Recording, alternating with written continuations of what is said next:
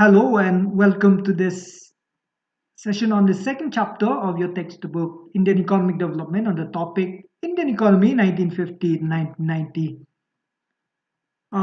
After attaining independence in 1947, the government has to start producing goods and services for its people, having limited resources.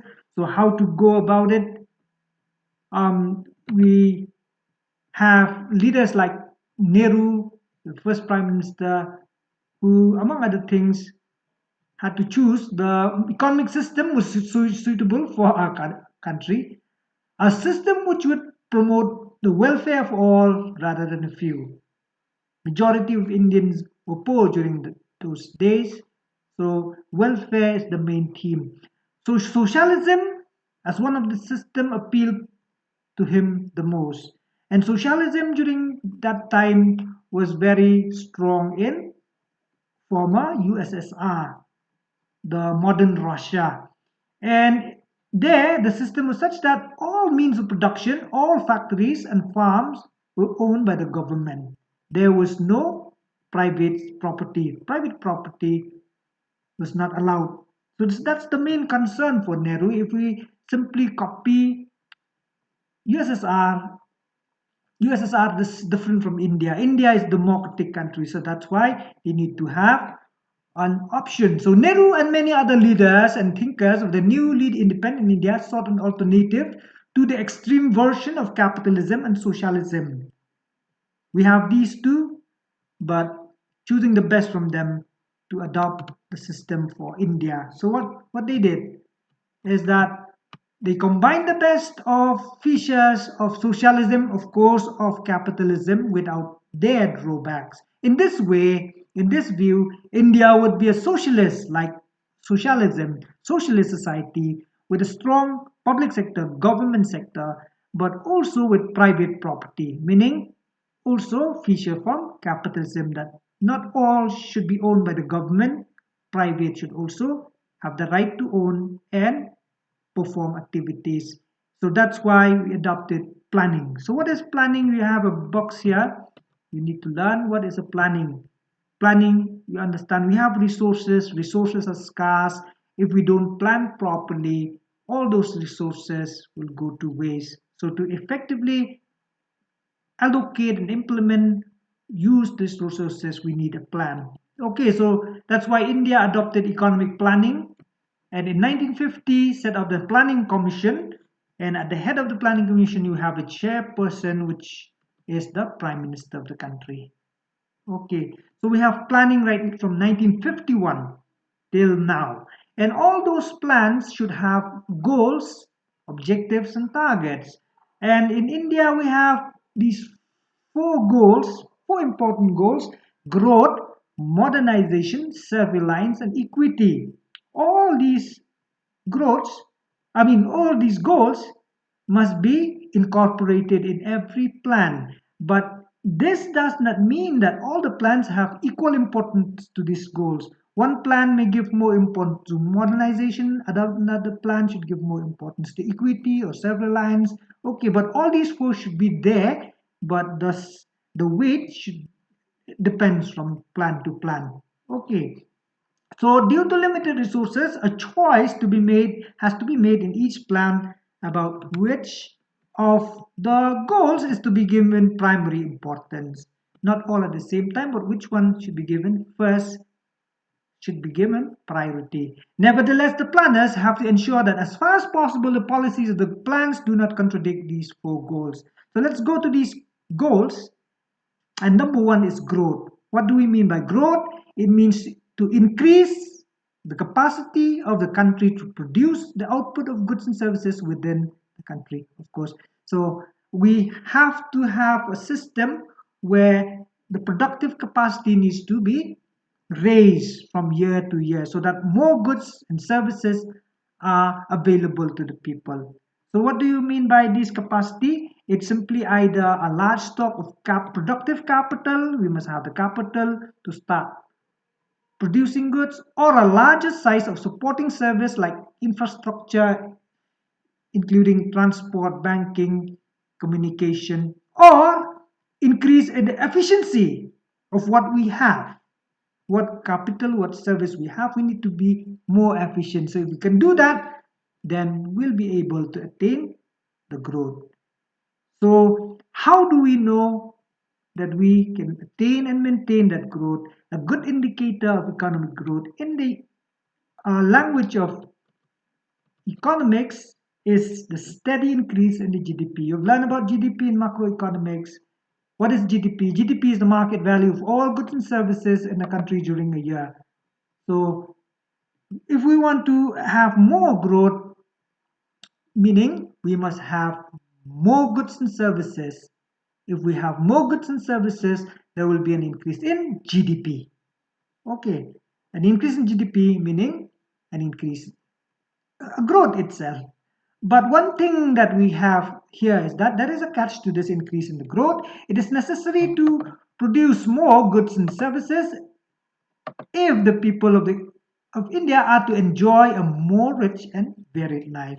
By simply increase in wealth, increase in growth, but if people in general do not get advantage, do not benefit from it, then that it's not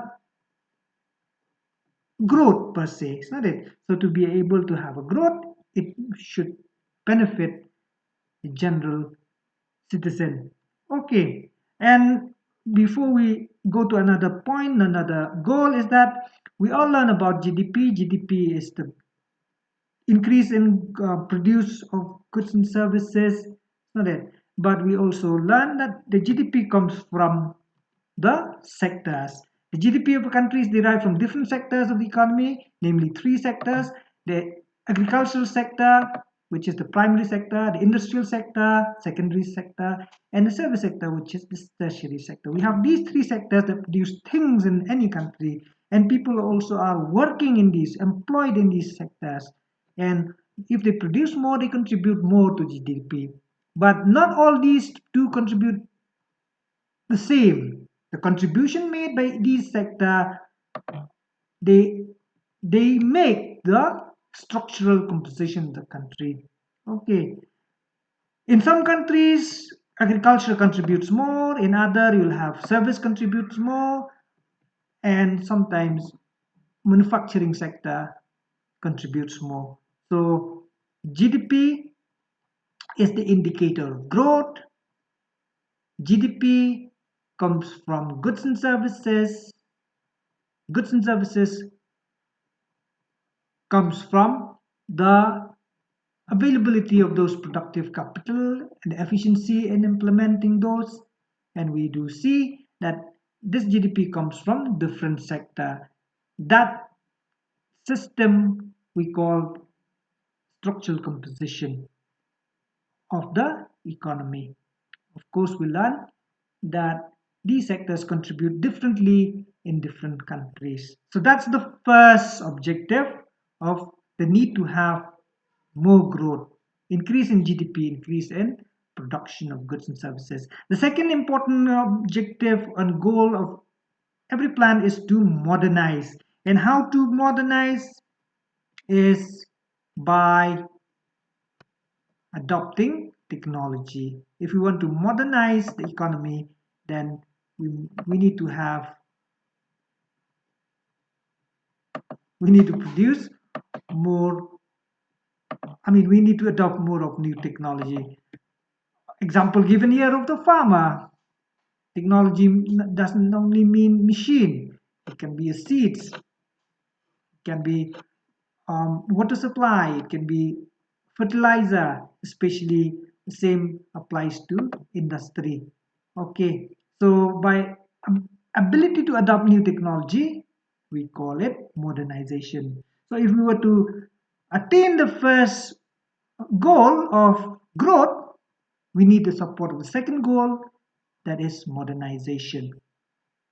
Okay, but modernization here does not only refer to use of new technology, but also to changes in social outlook, not only in the adoption of technology in activities, but also in the society as well.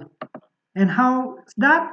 Such as the recognition that women should have the same right as men. So if we to have modernization, we must adopt, we should not have the gender biasness. A modern society makes use of talents of women in the workplace, in bank, factories, in schools, and such a society in most occasions also prosperous. So that's the second goal, to have, to modernize through technology, through inclusion of women in the workforce. Okay, the third one is self-reliance. We all know we attain independence, we depend everything on the foreign government, but now since we rule our own country, how can we attain self-reliance? So we have resources, we have these resources, we want to have growth, and we can do that by modernization. And to be able to produce more, we can use our own resources that we have, natural resources, mineral resources, um, human resources, capital, or if we don't have enough of our own, we can use from the resources by importing from outside. We have tried that in the first 7 years in India by having the goal of self-sufficiency, self-reliance, to stand on our own feet, not to depend on others. But this policy was considered a necessity in order to reduce our dependence on foreign countries, especially for food. So if we were to become a strong country, we need growth through modernization, and we need to have self-sufficiency in food. Our agriculture should be strong, and at the same time, raw materials, resources for our industries. Then only we will become a strong country. And the fourth and the last objective for India in planning is to attain equity. We talk about growth, we talk about modernization and self-reliance, but all these may not improve the kind of life which people are living. A country may be rich, but few gets the benefit. Few only enjoy the fruit of that growth. A country can have high growth, the most modern technology developed in the country itself, and also have most of its people living in poverty. So that's the problem. You may be rich, the country may be rich, but the people are poor. It is important to ensure that the benefits of the economic prosperity reach the poor section as well, instead of being enjoyed only by the rich. So that's the main intention of planning, is to give the benefit to the larger mass, so that when common people benefit, if they can get employment, if they can stand on their own feet, then only can we say that the goals of economic planning has been a success. Okay, every Indian should be able to meet his or her basic needs such as food, a decent house, education and healthcare, and inequality in the distribution of wealth should be reduced. So that's the a part of the planning process. We need not only talk about growth, development, but also equity. So nowadays, that's the catchphrase: not only growth, but growth with equity. So that when we grow, all the people also benefit. So when talk about equity, we talk about welfare.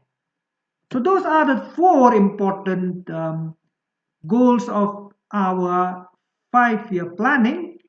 Like we've learned, not all those can be given equal importance, but they are there in every plan. Okay, so what you've learned is why did India opt for planning 1950. Secondly, we discussed the objective, all those four objectives, and to talk about specific, why was it necessary for developing country like India to follow self-reliance? That's one out of the four, self-reliance as a planning objective. And lastly, explain growth with equity as a planning objectives, the one that we've just covered. Okay.